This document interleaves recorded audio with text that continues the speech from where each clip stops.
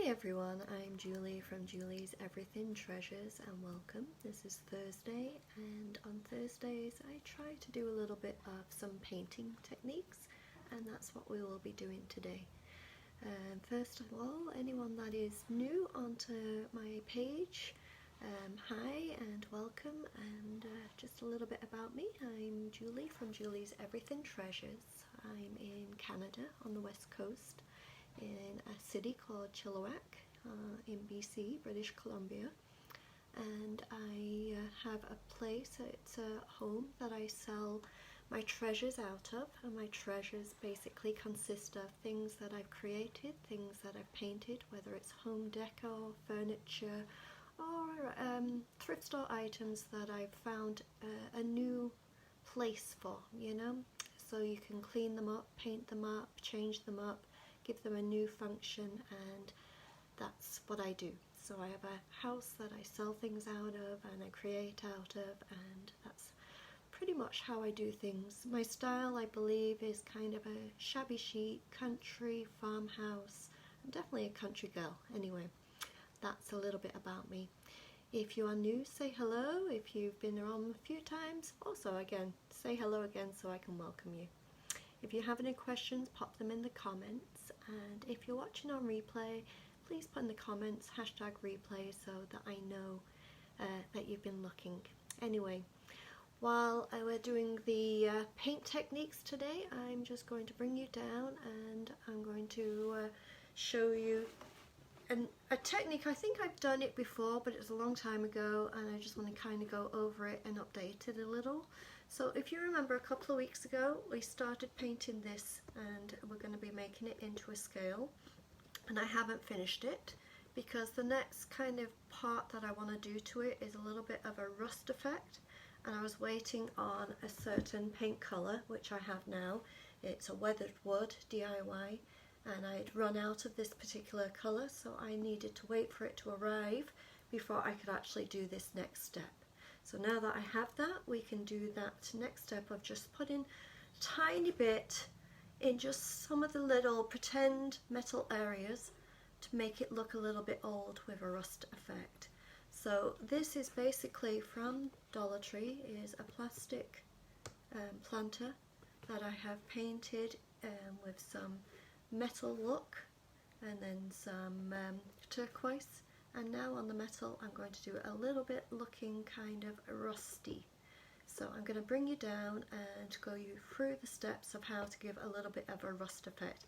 Hi Pat, how you doing? I haven't seen you for a while. Hope you're doing good. So I'm going to bring you down, try and get you in place, try not to drop you, and because this is kind of a little bit of a technique that needs to be kind of close, I'm going to bring you close to areas that I'm going to be working on. So I'm going to be doing some rust effect here and then a little bit up here, so I'll move you around. You've been hiding. Why have you been hiding? It's good to see you. I hope you're healthy and doing good. So what we're going to start with is I've got lots of different small brushes here, and I'm just trying to choose which ones. I need to get some new brushes actually, but I'm going to do this particular, I'm using tiny little kind of artist brushes for this because it's small areas. So we're going to start with the weathered wood, and because it's a small area, quite often there's enough paint in the lid that I don't even need the whole thing. So I'm just going to use, this is, as I say, DIY chalk paint in the weathered wood, and I'm just going to put the first layer on, and I'm going to try and do it in areas that you can see. So we're going to do a little bit here of a little bit of rust. So I'm just going to basically, there I go with the basically again, is along the bottom here, just a little bit of the weathered wood, and some along here too, in this crevice here,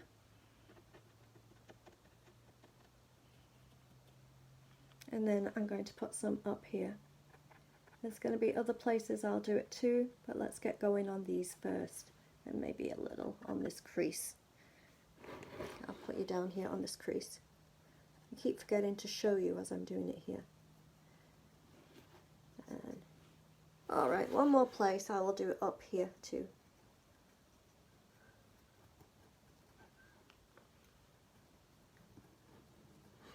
So the next colour I'm going to put on is going to be, this one is also a DIY paint. It's a chalk paint and it's Summer Crush. So that's what we're going to be doing next. And this one, actually, I must have left it open for quite a while because it's gone quite hard, but that's okay, it's got texture. And I'm going to be using the lid again on this. And I think I'm going to use this brush. So I need the paint dry, so I'm just going to kind of do a quick blast and dry it a little. Hold on, sorry about the noise, I will move it over here.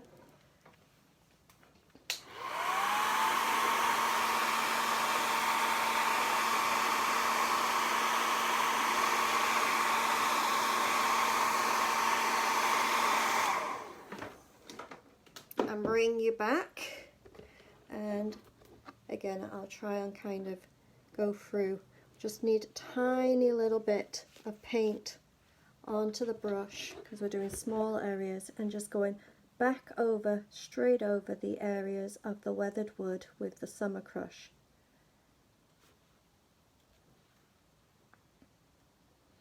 The weathered wood is still a little bit wet, and that's okay because we're kind of blending the colours.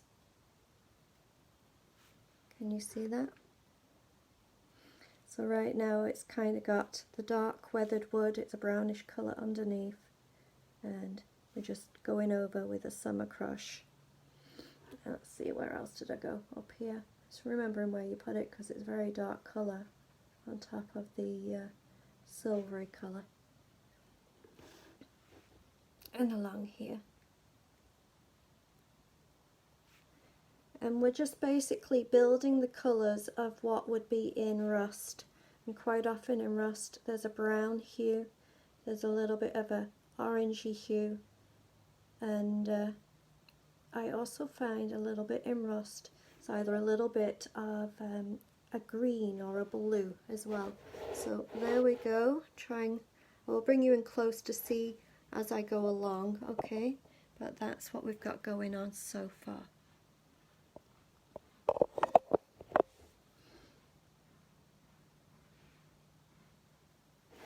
Alright, so I've got to do another blast of the dryer, sorry about that. Well, I'm glad you're staying safe, Pat, that's the main thing.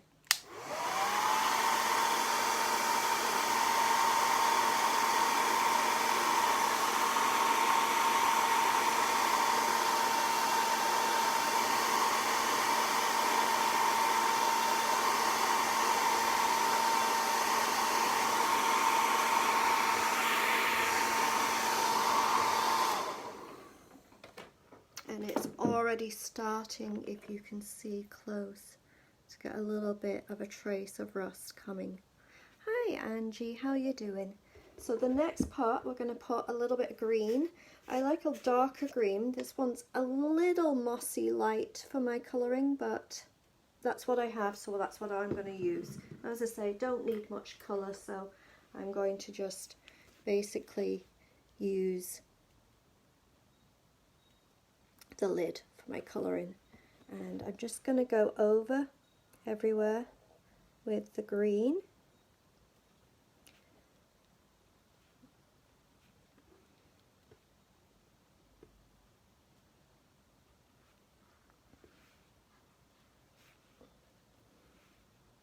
We're just building it up. The colours and the texture for the rust.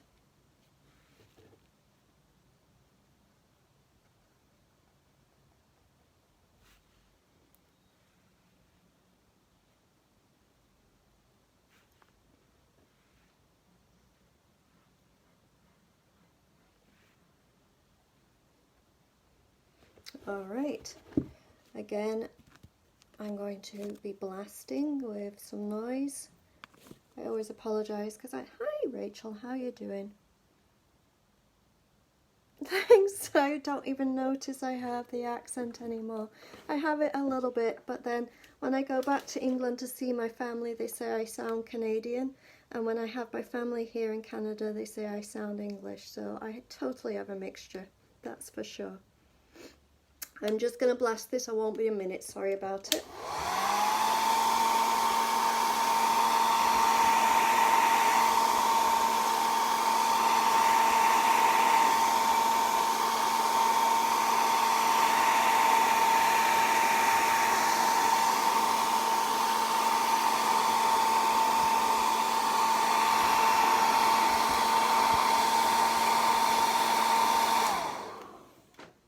Alright, I noticed that I forgot down here to do the green, so I'm just going to go in and put some green in here. And what we're going to do next is go basically over the whole thing again, the same routine. So you're going to go back in with the weathered wood, just dabbing it in.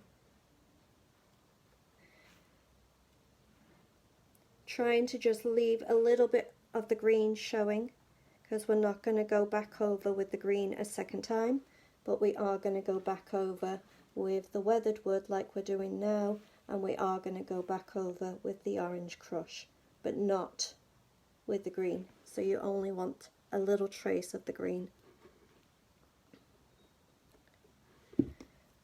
Okay, move that one out of the way, and then we're going to dab a little. If I can get you close here. Can you see, guys, or are you not really seeing what I'm doing? It's hard to show you with the height and everything, but we're just going to go back in with, we're just going to do a combination of the orange crush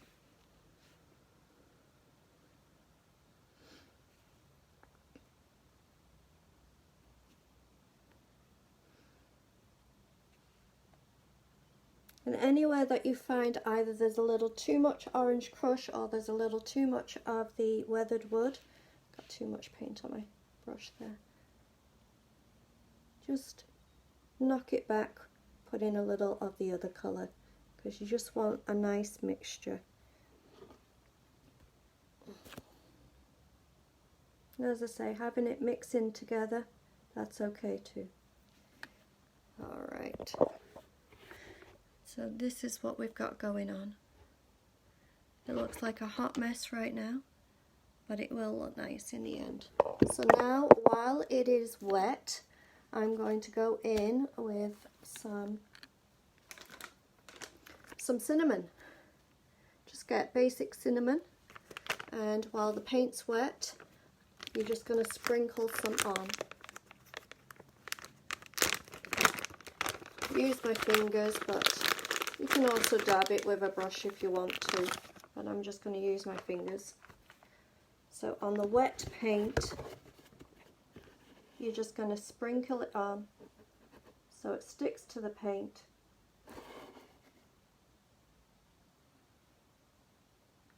Push it in, into the paint, and then I'm just going to do it over here, blow it off. With your fingers, blow off what you don't need.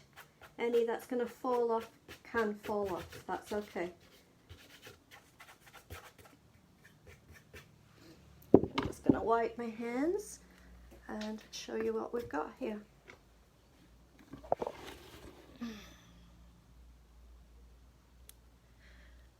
Let me know if you can see or if you cannot see, but that's what we've got going on, to try and make it look rust.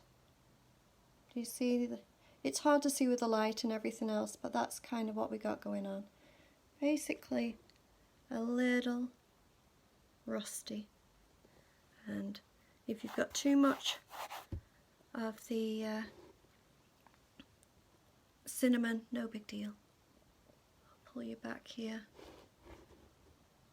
Trying to just get different angles so you can see what's going on. And that's basically how I do the rust effect. And I'm going to go around and do different parts of this to finish it off, doing the rust. As I say, this is just doing a paint effect. That's all I'm showing you today, is just how to do the rust. And I'm just going to bring your book up here with my finger in the way, try and give you a good look. Is that a better angle? So when you've finished and you've blown off all the cinnamon, that you'll have some that stays on, and just let it just overnight dry, all the paint underneath cure really well, and you can do any kind of clear sealer. Just dab it on lightly so you're not pushing the cinnamon off, and that will protect it all in and it will be fine. So there you go, a little rust looking.